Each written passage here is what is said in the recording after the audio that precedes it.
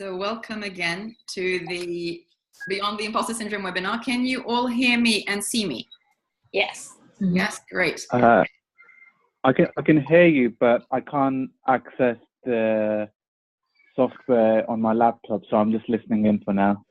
Okay. Who's that? Adel? Yeah. Hello, Adel. How are you? I'm well, thank you. Sorry I'm a bit late. That's all right. We're just starting because I had a technical glitch. So I was just saying I'll start with some slides just to get the juices flowing around imposter syndrome, the idea, and then we'll make it interactive and do questions and answers. Okay, so share screen. Can you all see the screen? Mm-hmm. Yes. And all see the slide, sorry. Yeah. Okay, so I like to start with this 80% of success is showing up. So I invite you all to give yourself a pat on the back, whether you've been to a previous webinar, from work, or on holiday, just to say, yay! Well done me for showing up. It is the summer. All right, so today we're going to talk about imposter syndrome, looking at the mechanism at its core in terms of a psychological.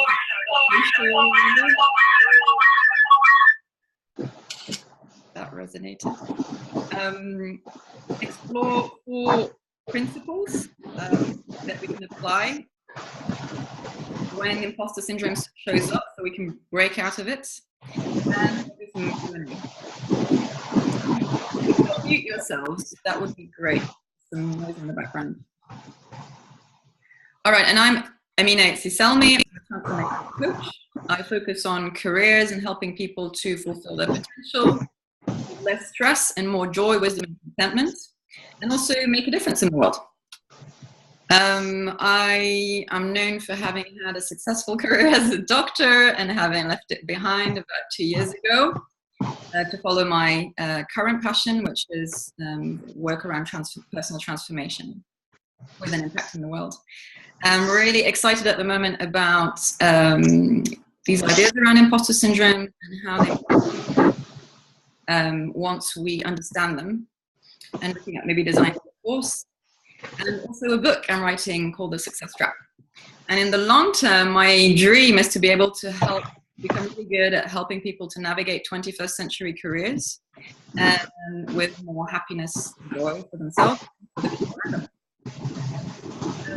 If you can mute yours, I think it's, yeah, David, I've muted you for now. So if you want to speak, remember to unmute yourself. And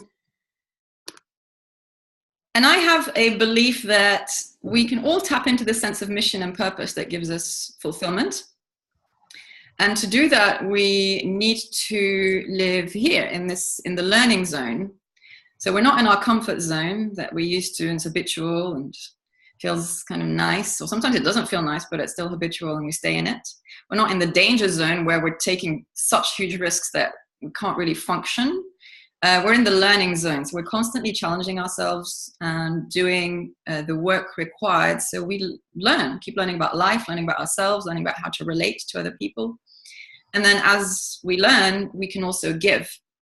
So learning and giving are the kind of values that I go by.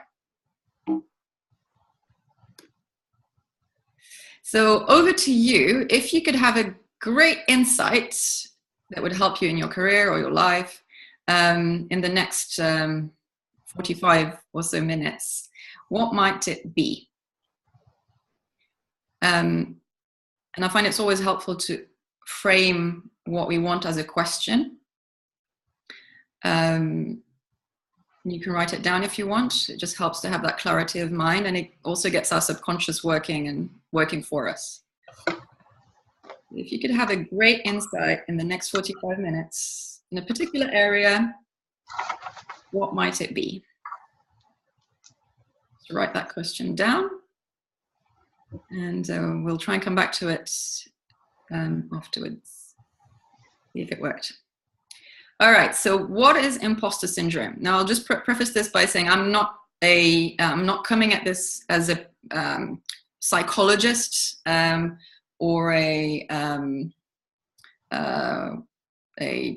sociologist. I'm coming at it as a coach with training in these disciplines. So these are some ideas and concepts I share. It's not the latest academic findings. And I thought we'd start with a little video. You might recognize Meryl Streep there, holding an Oscar. I think she's won quite a few. There are a few ideas around imposter syndrome. Just a couple of minutes. Oops. What kind of nerves did you have? Were you anxious at all about being able to pull this off? Oh, yes. From the minute Steve called me until the minute I got on set, I was certain every day that he was going to call me and tell me he'd made a mistake. You know, I suffered from acute imposter syndrome. Like, how on earth did I pull one over him to give me this role? The doubt was always there. So let's start, I think, with the number one question that everybody at home is already asking. What is the imposter syndrome? Well, this was a term that was coined by two psychologists, Pauline Clance and Suzanne Imes out of Georgia in the 1970s. And what they found was that despite evidence to the contrary, and often overwhelming, compelling evidence to the contrary, a lot of very intelligent, bright, capable people felt like they were fooling people. They had a difficult time internalizing and really owning their accomplishments and successes, and they thought they were fooling people and they were going to be found out.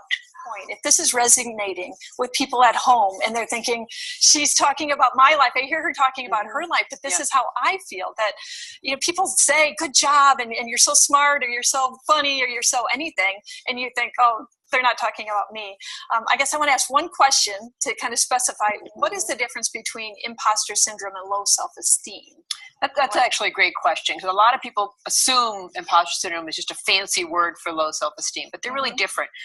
You know, not to get too technical about it, but, you know, low self-esteem is more of a global sense you might have about yourself, but imposter feelings really only come up in achievement situations. You don't feel like an imposter when you're petting your dog or you're doing the laundry. Okay. It's related to school, work, you know, if you own a business. So in those kinds of arenas, that's when the feelings come up. Achievement focused, competitive environments. Yes, absolutely. Okay, so that's very helpful. I believe the fastest path to overcoming the imposter syndrome is to redefine competence, because people who identify with the imposter syndrome have these unsustainably high self-expectations around doing everything perfectly.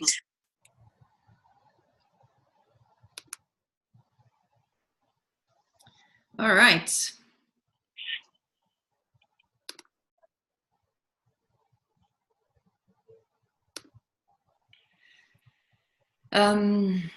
Yeah, and actually the reason I sort of started to cotton onto this imposter syndrome phenomenon epidemic is because as soon as I started working as a coach and coaching doctors mostly at the start, I noticed that whether I was coaching someone who's super like uber doctor, advanced in their career, you know, doing academia, doing policy, doing clinical, doing family, doing everything, firing on all cylinders, or whether it's a more junior doctor who's just starting out and trying to find their feet, they both had this very similar thoughts. They were bringing similar concerns to the coaching sessions, which is, how do I know if what I'm doing is enough?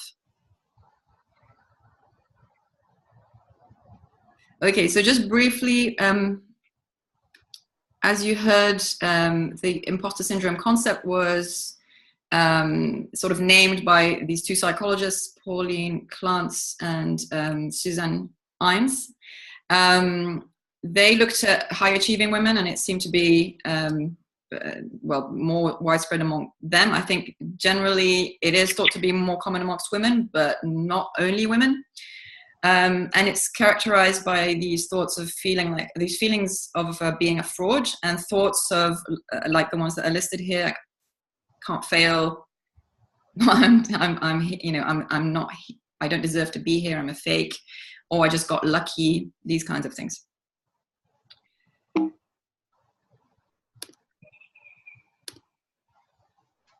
Now, I said we talk about a little bit about organizational culture because that previous view is very much psychological, so it's focused on the individual and how they think. But I come from a public health training, and I was trained to look at the wider factors that affect individuals, what we'd call the social determinants of health. In this case, it would be the social determinants of imposter syndrome. It seems that imposter syndrome is more common in competitive environments where it's a zero-sum game. So there's a perception that if the other person wins, then you lose, or vice versa. And it's embedded in the culture. It's hierarchical, it's authoritarian. It's all about the great man at the top, and everybody else has to fall in line. And there's this sense of a little bit of survival. And so it's uncomfortable. If you look at it objectively, that environment is by definition uncomfortable.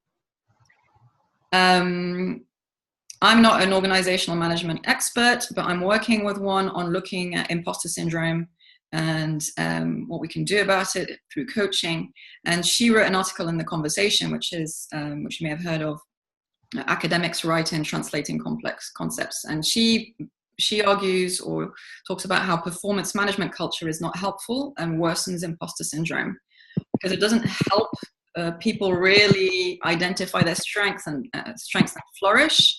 But it does seem to traumatize a lot of people, and I've certainly worked with clients who were really amazing doctors, super conscientious, just very responsible, but they somehow missed something in the process, and so they fail the whole annual appraisal, and it's very traumatic for them because they are on some level perfectionists, and it hurts them really badly. And my personal opinion is that they're not the people that need to be punished by this system.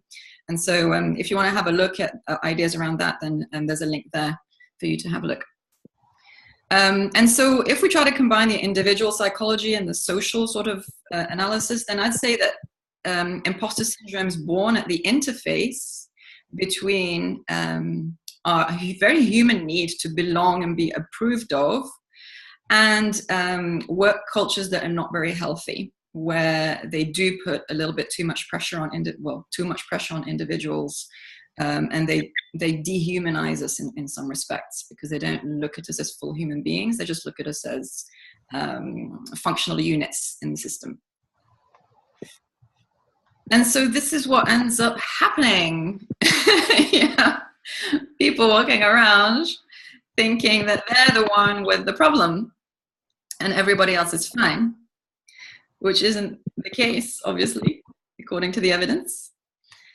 And my sense is that actually the imposter syndrome is trying to help us, it's trying to protect us. It's just a malfunctioning protection mechanism, but it's trying to rein us in and keep us in line. And actually what we're afraid of isn't failing or not doing well or being rejected. We're actually afraid of being fully who we are. It feels like a bit too much. There's some sense that it's unsafe to be fully who you are. You have to be what you're expected to be. That's the safe option. And here's a quote by a famous quote by Marianne Williamson, which some of you may have seen before, which is our deepest fear is not that we are inadequate. Our deepest fear is that we are powerful beyond measure. So just a few thoughts there. I'll send the PowerPoint if you want afterwards. So coming back to this idea of the comfort zone and being our full selves, if you imagine that the comfort zone is where it's easy, and our true self encompasses the comfort zone, but also what's beyond the comfort zone, then what imposter syndrome does, it tries to keep us trapped in the comfort zone. It's a mechanism that keeps us trapped in the comfort zone. And that's kind of okay, but it's not great. It's not where the magic happens. It's not where we get to do amazing things, where we get to have amazing connections and relationships and achieve great things. And I'm sure you've all got stories around how you've done amazing things and you had to take a risk. And I'd love to hear those maybe later on when we do the interactive part. So I'm curious if there are any questions at the moment or any reflections, anything you want to share. Remember to unmute yourselves and just jump in because it's a small group, so you can just hop on the call. If not, we'll just carry on. Are you? Does that all make sense? Nothing particularly dramatic there. Oh, Anna, are you speaking? Yeah, I am now. Yeah, the thing was coming up to me, I was reflecting on this before the start of the call, is that I had 3 books published in the early 90s, and it was quite easy to do it. The publisher found me, I wrote them, but at this point, when I'm looking at writing again, this is where I'm up against the imposter syndrome. It's like, yeah, I did it, but that was easy, wasn't it? But now it's like, I can't repeat that. Well, I wouldn't repeat it exactly anyway, because publishing is very different now. But there's something of me that's holding back because it's scary to put myself out, which it wasn't all those years ago. Yeah. Well, good catch. Yeah, it was a good catch, yeah. But if you've got a book in you. I probably have several. And I'm in the process of writing a series of articles which could become a book. But I think the thing that I'm stuck with is the guidance I've had is to reach out to more people than I have been. And I've been hiding out. So I have been hiding in my comfort zone, not really going out and doing what I know I can do. Yeah. So I just call myself on that because it's like, I could, that sort of little spiky thing is holding me in. Yeah, yeah. Well, we're going to talk about how to get out of it. So hopefully there'll be some tips that can just get that spike out of the way. Fantastic. I'd like that. All right. Thank you, Anne. So the tool I mentioned in the information about the event is the 4 R's. Anybody heard about the 4 R's? Used it before? So it's a mindfulness tool, kind of made coaching friendly. And the assumption is that because you're here on this webinar, because you're devoting attention to self-development, to self-reflection, you will catch yourself, just like you did, Anne, now, and probably a lot of you have. You catch yourself when you're doing something that you kind of promised to yourself you wouldn't be doing. And that's how this tool works. You catch yourself, and then you can start applying the 4 R's. So the first R is to recognize. And that is to recognize the imposter syndrome showing up. So you're just going about your day, you're at work, or you're sitting at your computer to write the book, and suddenly you have the thought, oh, it was easy then. It's not, it's not the same now, so maybe it's not meant to happen. And then you recognize, you're like, oh, that sounds like an imposter syndrome thought. So it's recognizing the patterns, and it really helps to write them down. What sort of thoughts show up for you when you get into that imposter persona? The one that starts thinking, yeah, maybe this isn't a good idea. Maybe I should just stay at home. Or maybe I should just stick to my easy things, my easy projects. I don't really want to send that email because they're probably not going to reply.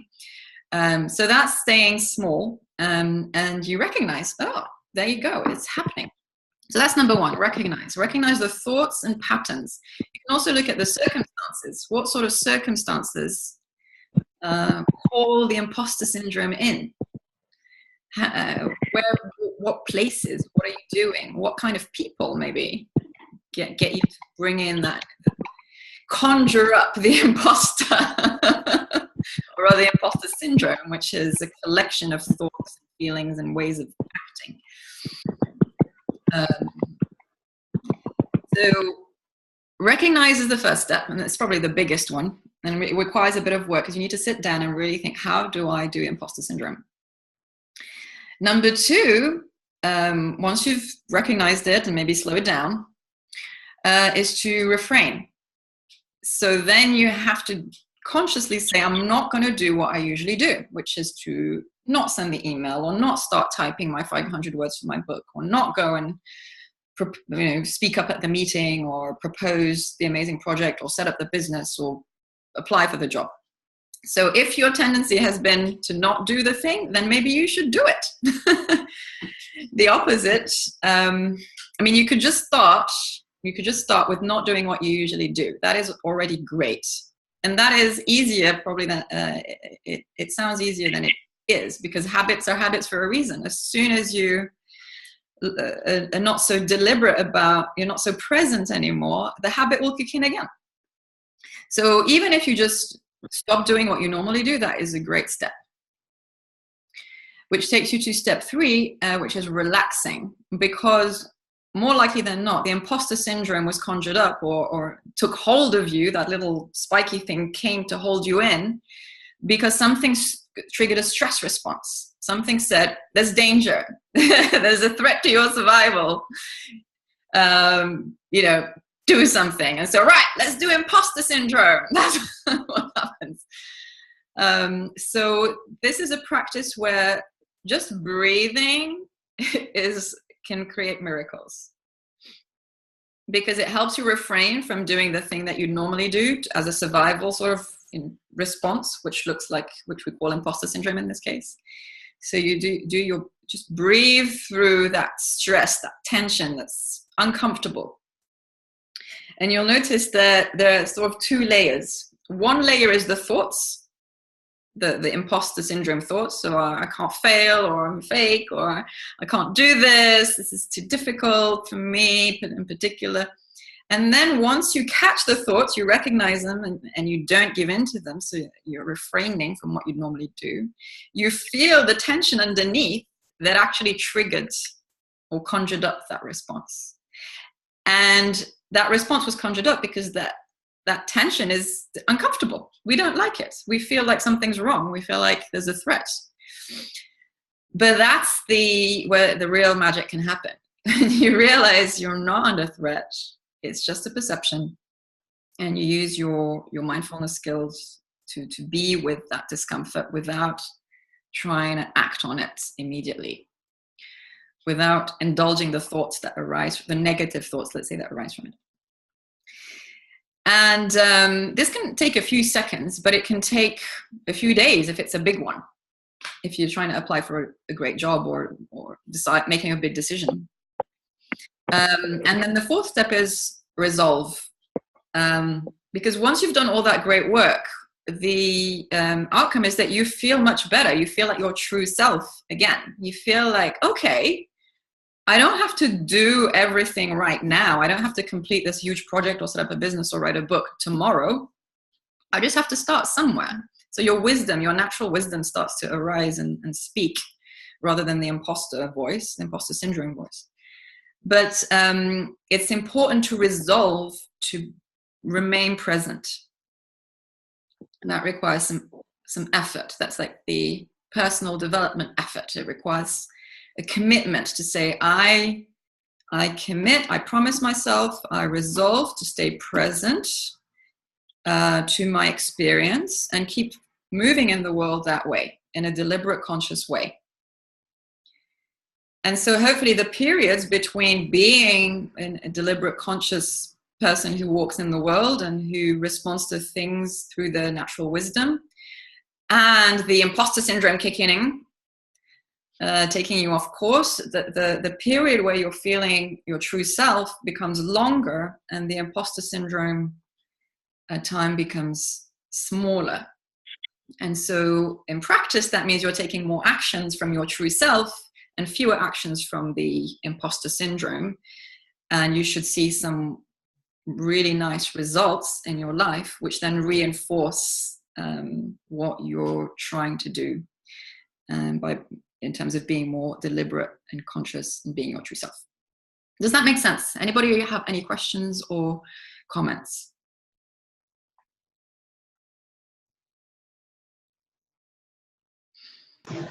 Yeah, hi, it's David. Hello, David. Hey, no, it's really interesting.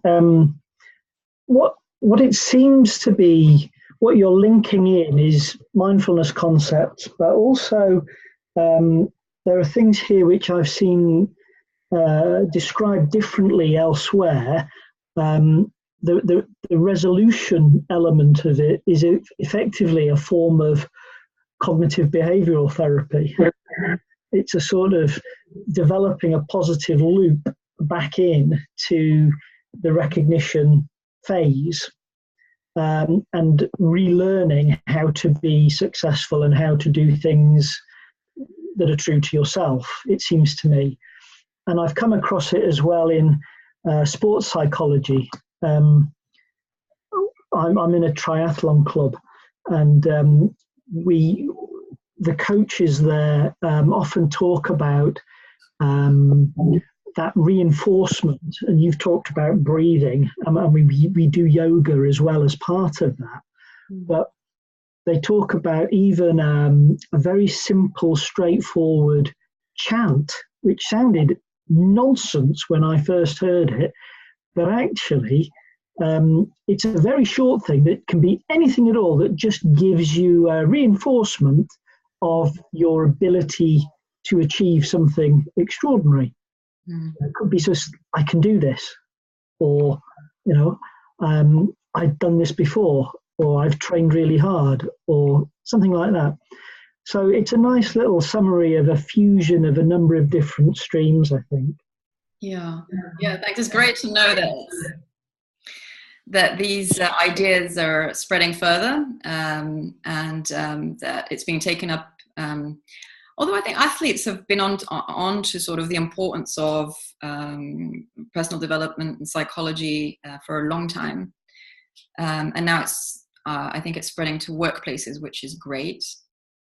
And great to know you're part of a triathlon team, or doing a triathlon. That's very impressive. All I said was I was part of a team. I didn't say I was any good. Oh, what's happening there? Did you? Everybody see that? I'm just winding. Yeah, it was Imposter. Just winding you up. That was a great. Sorry to use you as an example, but that was really obvious display. So I hope you caught it, and that you refrain next time. So yes, and CBT is great because it does make it very manageable. And these ideas ultimately are about taming our mind. Taming our mind is an idea that the Buddha came up with 2,500 years ago, and that you find you find bits and pieces of throughout lots of different disciplines, which is great because it's like, yeah, it's the truth. And it's about taming our mind so we can live from that fuller place, that place of fullness.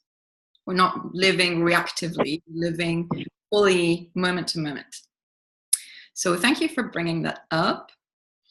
Anyone else? Otherwise, we'll move on. Well, just back to my book. The editor that I had at Thorstons HarperCollins is now a literary agent. And she said that they won't take, traditional publishers will only take books if the author has a media platform of at least 10,000, but preferably more. And that's the bit I'm reluctant to go. That's the bit that holds me back, because I have to make myself more visible so that I build a media platform. That's if I'm going to go traditional publishing. But nevertheless, the author these days is much more accountable for producing the readership. So that's my next step. And I also feel it's the mental part and the that level is good, but it's also taking the action seems to be really important to get through the spiky bit. Yes. So the 4 R's help us reduce the spikiness.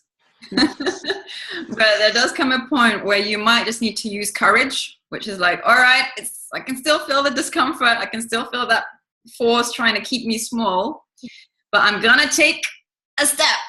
And it doesn't have to be a huge step, because once you've taken a small step, you've broken through. Yeah. So go for it. So, what was third R? Can oh, hello. Hello. Is it Nikki? There's two things that are really interesting about what you said. Well, it's all really interesting, but that thing about practice and what it's really I think people really underestimate the idea of like you have to practice being in that mindset and really that's a really big part of it.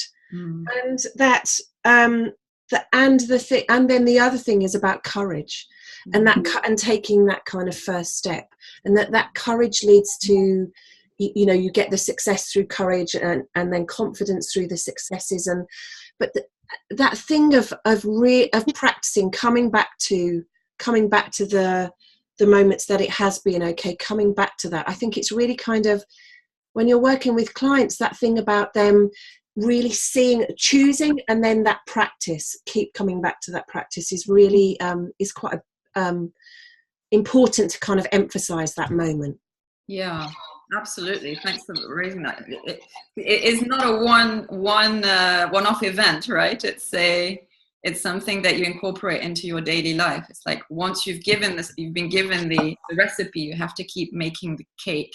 That makes sense every day.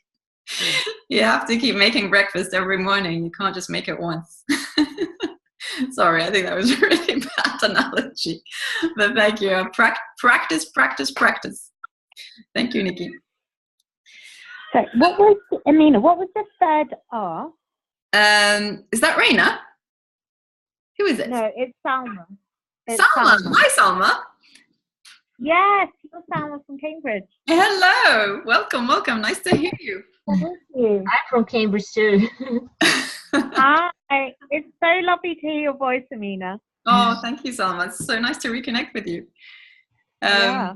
So you were saying, I didn't catch what was the third R? The third R is relax.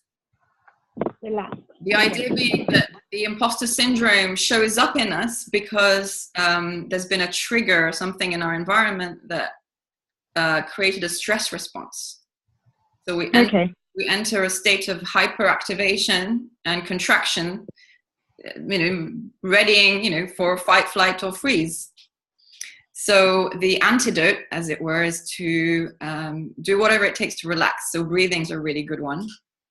But you can do anything. You can go for a walk. You can put some nice music on, do some exercise, whatever, gentle exercise to relax. Basically, you're sending the mind and body a signal that it's safe. Brilliant. So it can break the imposter syndrome reaction. Does that make sense? Thank you. Yeah. You're very welcome. Okay, so if there are no more comments or questions, we'll move on. I think there are only a few slides left. Okay, so this is fun because this is going deeper into recognize, which is what we'll focus on today. And it's really about the anatomy of your imposter syndrome. How do you do imposter syndrome? What are the predominant thoughts? What's your flavor of it? What kind of feelings do you get? Do you get a sense of anger? Do you get a sense of sadness? Do you get a sense of frustration? What is your flavor of imposter syndrome? And what are the sorts of things that you do?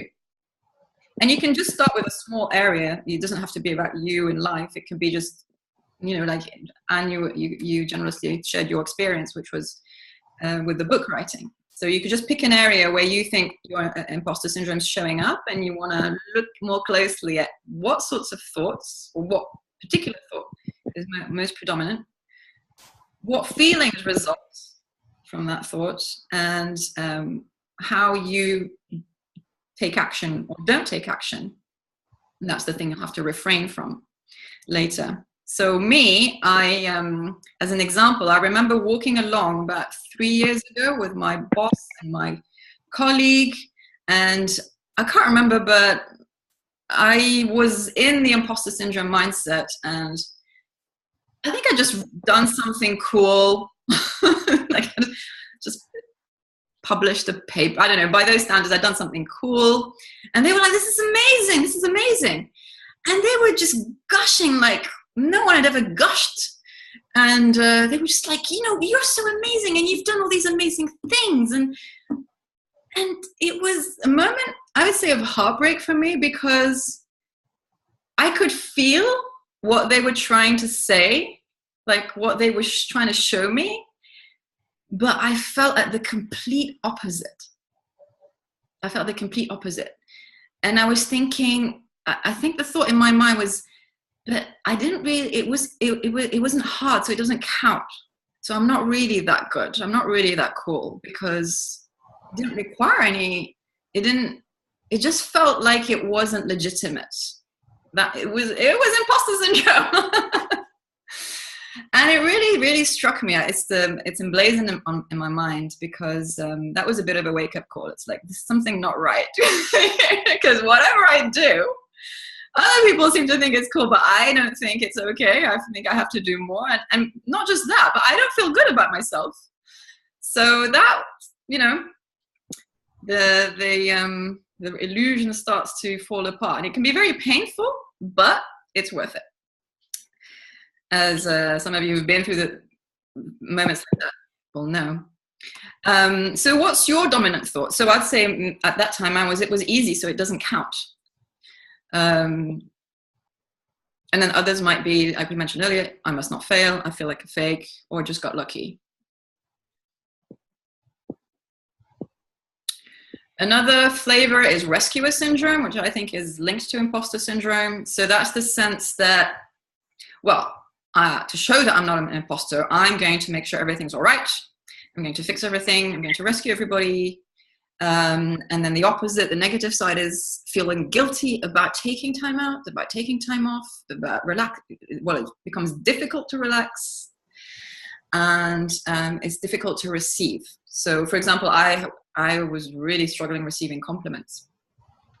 It could be receiving other things. It could be receiving a promotion, receiving an opportunity, receiving money, if you're in business. And so it's never enough. And there's this coaching saying from Rich Litvin, I think. It says, you can never get enough of what you don't really need. And in Buddhism, it's represented by the hungry ghost. So this imposter thing is a hungry ghost. And whatever you give it, however many achievements, accolades, respect, status, money, whatever you give it, it's never enough. Just keep swallowing and swallowing and swallowing and swallowing, and you're just left feeling hungry all the time. So before we get on to this last bit, I don't know if any of you want to voice that. Just say it. This is how I do imposter syndrome. I told you how I did it in that moment. You can share a moment. You can share now, whatever you feel you want to just bring it out now and release it forever. Any brave souls? I'll share a thought, Amina, because the first time I came across imposter syndrome, I was having a moment, and my boss at the time, who I got on very well with and I could share with my concerns, actually did what a lot of imposter syndrome management techniques talk about, I think, which is he said, "Me too." And understanding that actually what we're talking about, I mean, there's levels of it, of severity, but most people are on that continuum somewhere. And it's a question of understanding that it isn't just you thinking like that. It's a bit like your cartoon from before. And that's really helpful, I think, because you talk to others about how they might be feeling as a manager or as a leader or as a coach. Yeah, absolutely. I think that's really important. And I think that's something that definitely leaders can take on, because it helps other people so much to see the leader be vulnerable and say, you know what, I feel exactly the same. It can change somebody's life because it's someone you admire, right? You look up to them and they're in a position of authority, and we tend to think these amazing people, they're just perfect. And we all have, that version. Doesn't have to be we don't all have to have the same person who's that idealized human. But yeah, if they turn around and say what you said, which was lovely, me too. So healing. Amina. Anina, this is Salma. Hi, I think Salma. one of the things that I think this is one of the things that resonated was when you feel that sometimes perhaps things weren't so hard, and that you were lucky rather than truly talented. And almost you think as you go ahead, then you might get caught out. So people might think that you're doing wonderful things now, but actually you might feel that maybe at the next level you're not as good as you'd hoped. Yeah. So I think those are some of the things that resonated with me when you were talking about your own achievements. And it's the same. Hello, Salma? Are you still there? Excuses to diminish the compliment. You don't think, no, actually I did do a really good thing. Yeah. So is there a particular example you want to share with us? Not wanting to put you on the spot, but no, I think there's lots of times when people say, this is good work, or any kind of achievement, they say you did well. I think I would make some throwaway comment of, I was lucky, or I got helped, or no, it's not that. No, it's really not that big a deal. Yeah. Just something to, rather than saying yes, thank you very much, I'm really proud of that. Yeah. Which is probably a better response. Yeah. So going forward, what are you going to refrain from? I think refrain from diminishing the compliment, and a little bit of recognize that I do it, and then actually just try to resolve some of that, accept good traits in myself, and almost not let myself be a stumbling block to myself. Yeah. So my own fears stop me from achieving what I want to. Yes. Enjoy the compliments, Salma. Yeah. Yeah, great work. So recognize if you're about to say, no, I just got lucky, and then do whatever feels actually from your true self, which is, it could just be thanks. Yeah. I have something that follows on from that. It's quite similar in a way, which is that I kind of undervalued my 3 books, and sort of dismissed them in a way. And yet I know they've got some really good stuff in them, and it's like I've kind of just put them on a back burner. They're not important. And that makes me feel sad, because in fact there's really good information in them that's still valid now, even though they were written back in the mid-90s.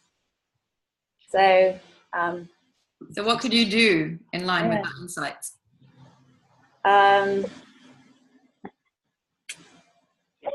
I'm not quite sure, other than I've been toying with the idea of getting them. I have copyright of them, so I could get them republished, even a Kindle or something like that.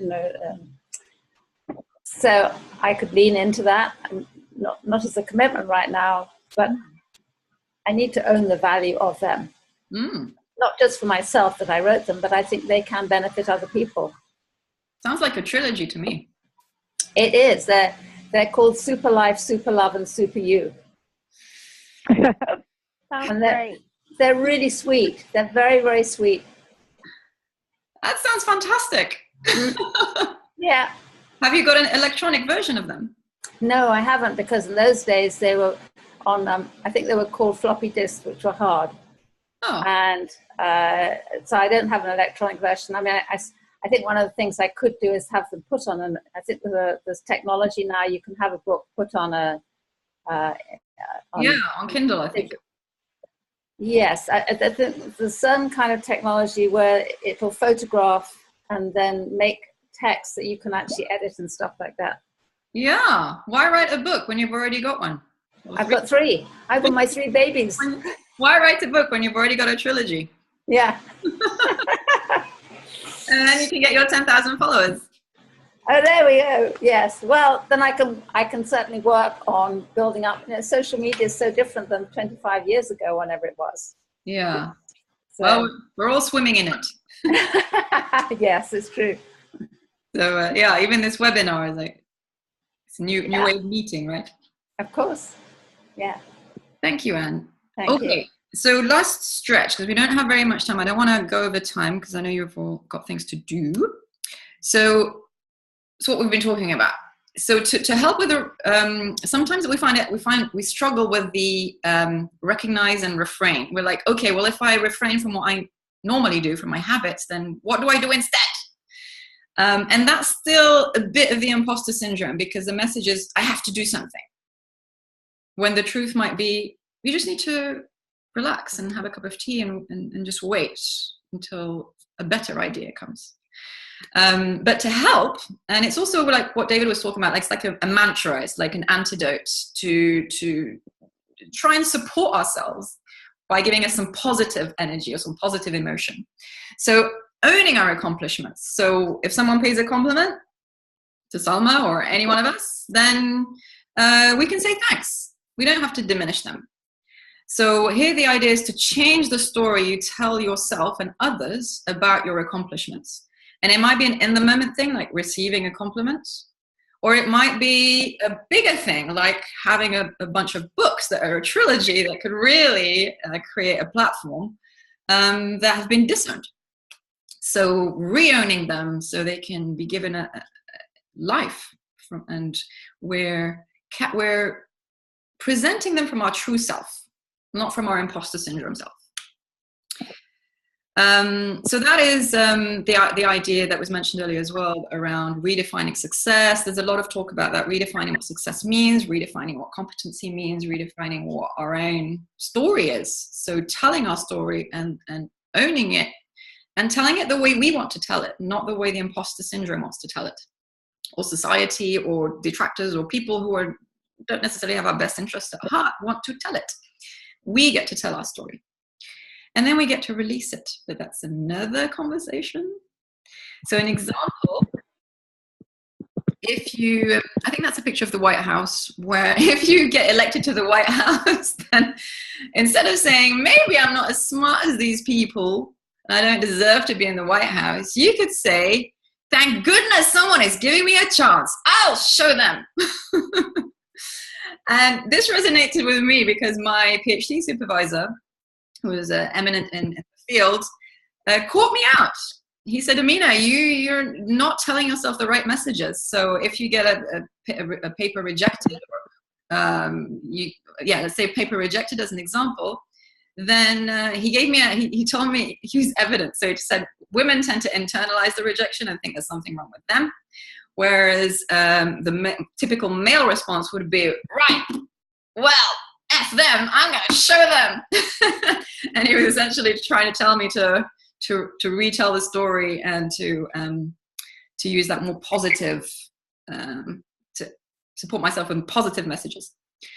And the reason I think this is really important is because for every one of us who has imposter syndrome, there is an anti-imposter probably somewhere who's having the time of their lives, having a seriously wide impact and not necessarily in the best way.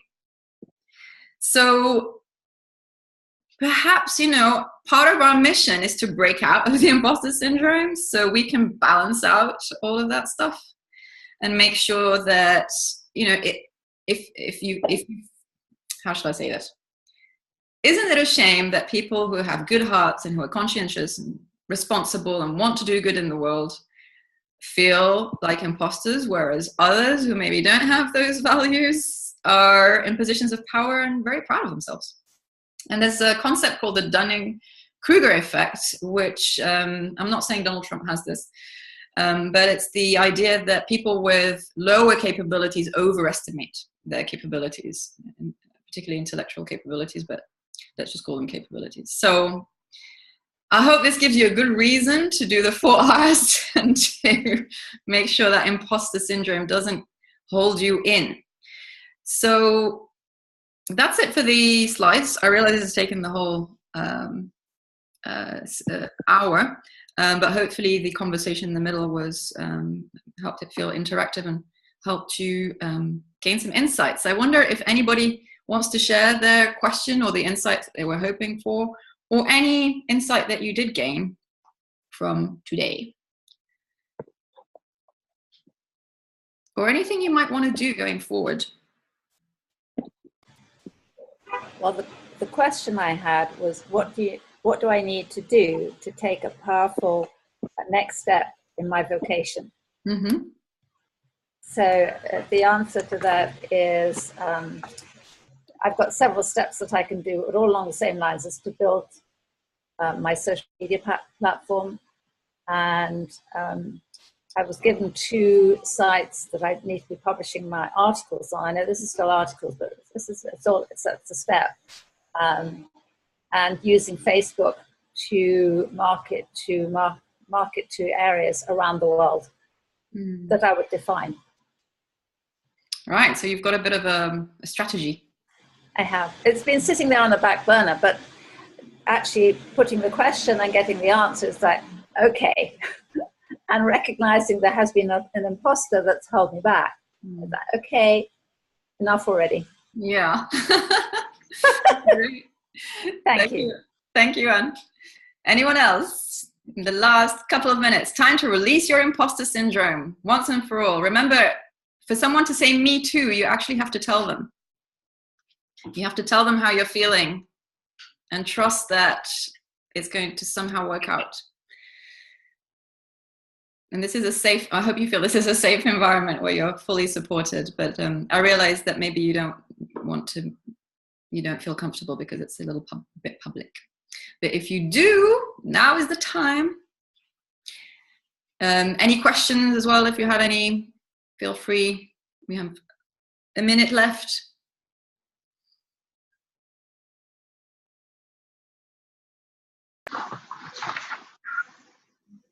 Well, I'll share mine, Amina. David here. Hello, David.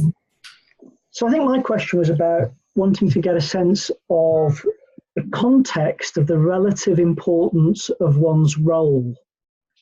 What I mean by that is, you mentioned it at the start, I happen to have a role of chief executive, which is a leadership role. It's quite easy to believe what everybody else tells you about the importance of that role.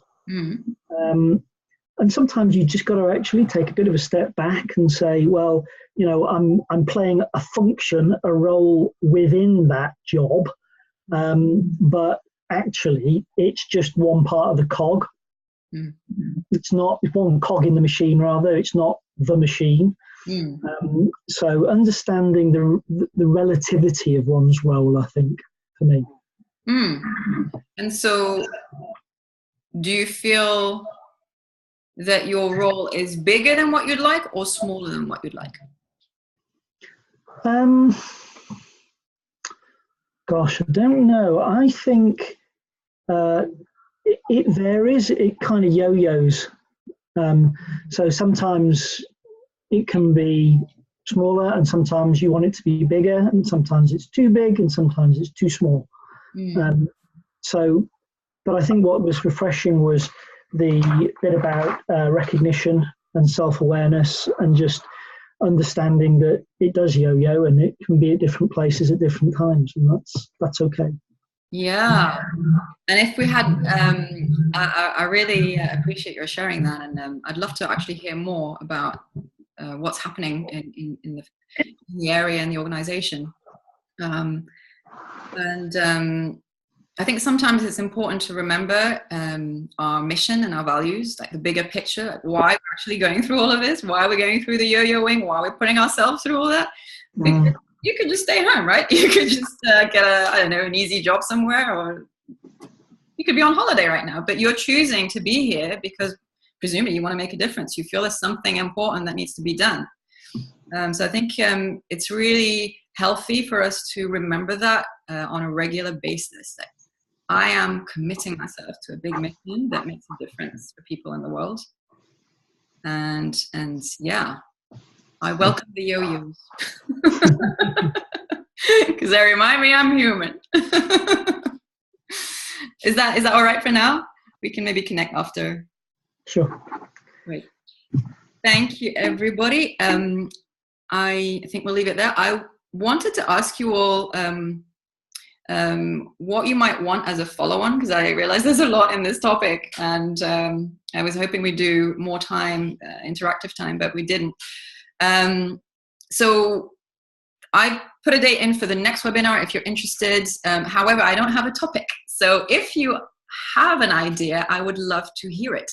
And I guess I'd better complete the webinar now. We better just get back to our lives. And if you have any ideas, I'd love to hear them on that email. That's my email. So email me on that, amina@dramina.com. And I want to thank you all very much for showing up this August, mid-August evening or day, wherever you are. And appreciate you for what you've shared and the ideas you've brought. So thanking you from the bottom of my heart. Thanks, Amina. It's been great. Thank you, Amina. Thank you, Amina, for organizing this. Thank you. Really enjoyed it. Thank you. Thank you very much. And I'll send the recording by email.